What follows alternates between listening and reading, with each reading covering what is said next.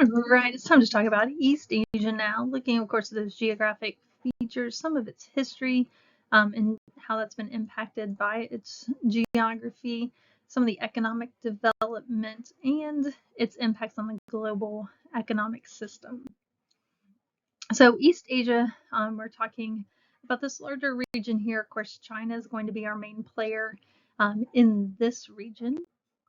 But that includes not only China, but also Mongolia, North and South Korea.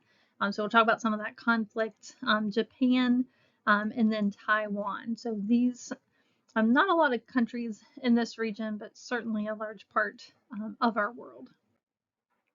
So if we look at some of those geographic features, so the Gobi Desert, so again, we have the Himalayan mountains that go here, and again, due to that effect where the water comes, or the moisture in the air comes up, it hits those Himalayan mountains, it falls in this region on this side of the Himalayan mountains, but not on the opposite side. So it leads to this desert effect where they get very little precipitation.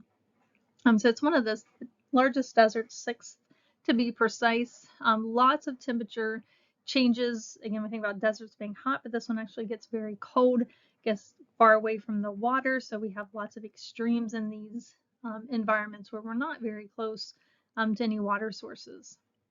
So for example, in January, the lows reach about -40 degrees Fahrenheit, and then in July they can climb up to 113. So huge variations in temperature during the year. It's part of both Mongolia and China that expands into. And again, it's due to the impacts of the Himalayan mountains, where it prevents that water from the oceans from getting across that high elevation, and it causes it to be very dry on the opposite side. And again, that effect is called the rain shadow effect. And again, that is where the water system comes up as the temperatures decrease, as it gets colder, it causes the water to condense and come down, but only on one side of this mountain range. So on the opposite side, which is where we're talking about here with the Gobi Desert, very, very dry. The Yangtze River, just like the Ganges, very polluted, unfortunately, but this is the 3rd longest river in the world. So we've talked, of course, about the Nile and the Amazon, but it provides about 1/5 of China's domestic products. So they heavily rely on this river for industry and farming, as far as providing water sources. The Three Gorges Dam was actually built in 2000. That's what the picture here is showing. So this is the world's largest hydroelectric power station in the world. However, it displaced over 1 million people due to the damming effect, where it destroyed the land behind it and caused that relocation of those individuals. So again, a video here about that.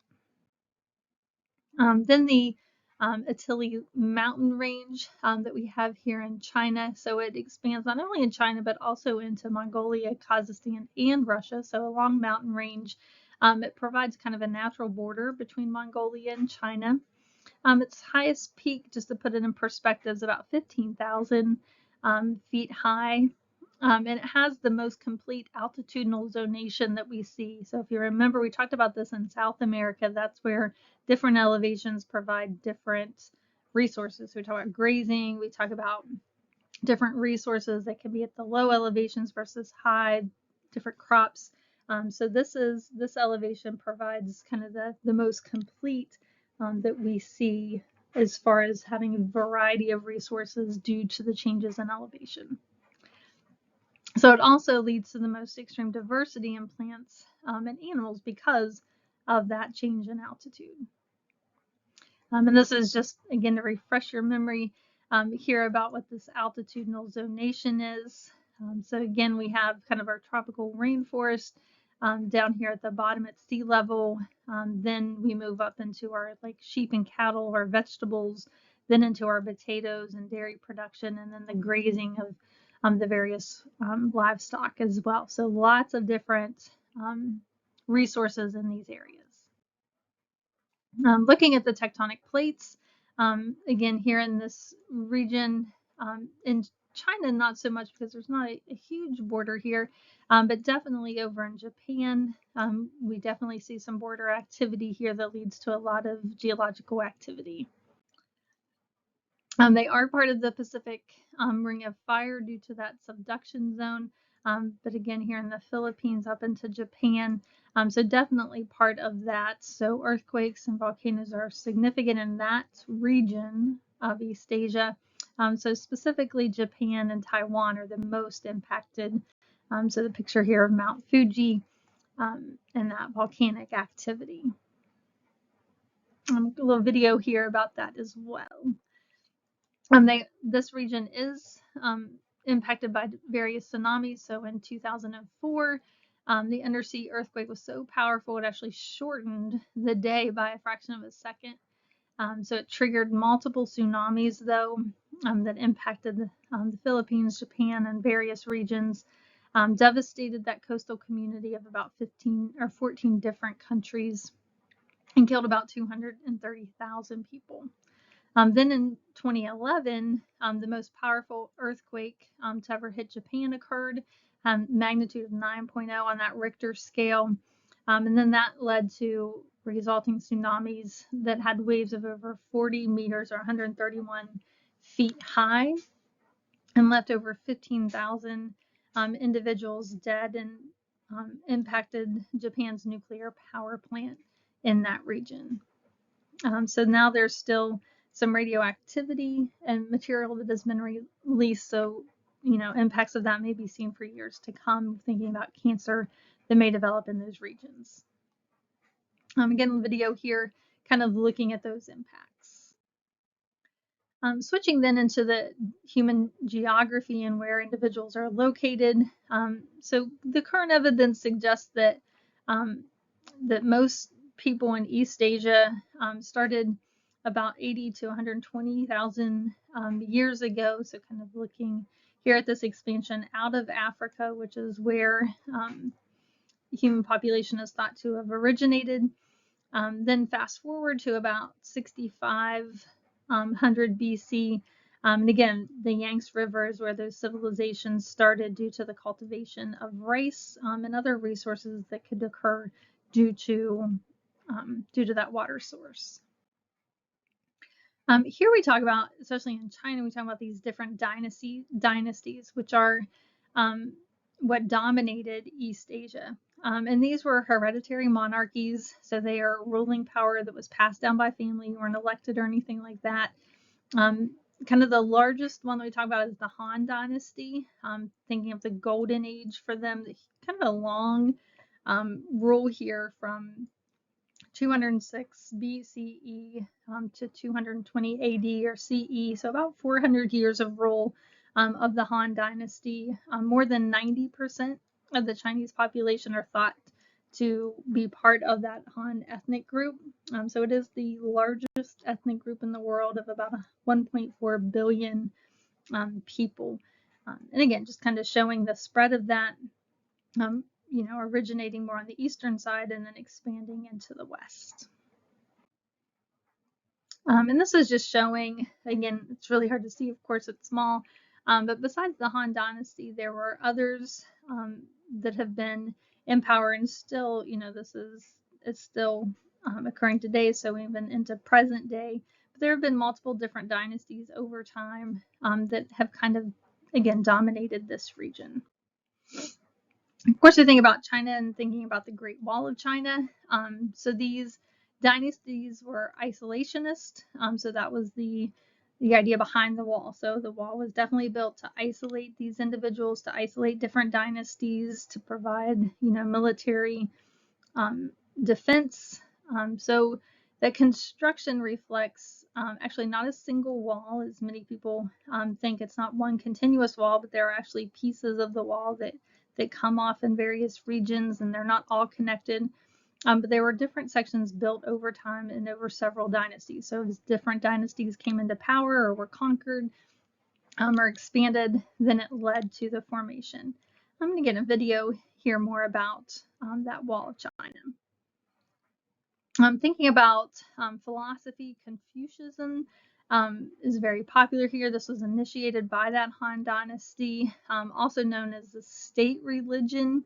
Again, it's a philosophy. It's not really necessarily a religion, not something that is worshipped, but it's more an idea, more of a thinking or thought process, and a way of living. So it is about correct behavior, obedience to that hierarchy. Again, think about the dynasty and everybody knowing kind of their role and being happy with it. Their ethics and the reason that they make decisions. It's stressed ethical government. So again, this wasn't necessarily, again, a religion, but more of a philosophy and a way of living. So the stress that relationships are more important than the individual. So family, very important. Again, thinking about kind of the idea behind dynasties. And those relationships are inherent to that power dynamic. So again, the ruler is above the subject, husband's above the wife, older above the younger. So again, those relationships are important to this philosophy and their way of life.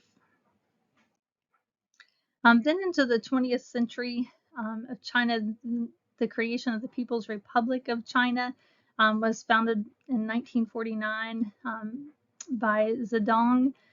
This was led by the Chinese Communist Party, led to this great leap forward, in which they had a 5-year plan to modernize China from that predominantly agrarian society. Again, think about agriculture, becoming more technology, more industrialized. So that there was then a push to this collectivized agriculture. So again, communism, the government determines what crops and how many, but then also what happens to them. So it's not just creating crops to provide resources for the individuals, but collecting them so they could be used for exports. So again, the state collected those products regardless of whether the citizens had enough. So we'd seen something similar in Russia. Again, they were trying to fund their technology and industrialization by growing crops and essentially starving their people. So it resulted, just like in Russia, with one of the largest famines in history, is again using those resources as a way to fund their industrialization. So between 5 and 55 million people died. Again, the number's hard because it is communist, so the government controlled the documents, the records. So again, it's hard to get an exact number. Now, communism, of course, spread from China. Video here, but talking about Korea. So the Democratic People's Republic of Korea was communist. Korean War was able to keep South Korea from becoming communist. Then it spread into North Vietnam in about the 1950s, supported by Russia. This led to the Vietnam War, in which South Vietnam wanted to remain non-communist. So the U.S. sided with that, trying to prevent that spread, however unsuccessful. And Vietnam ultimately unified under communist rule. Then looking at Hong Kong and China, kind of a unique relationship that they've had. Again, a video here that kind of goes through that history, but summarizing it. So Hong Kong was actually a British colony until 1984. There was agreement, though, between Britain and China in 1984 that maintained that Hong Kong is a capitalist system, had its own constitutional document, independent governance for at least 50 years. So that takes us to 2047. So it included freedom of press, expression, assembly, etc.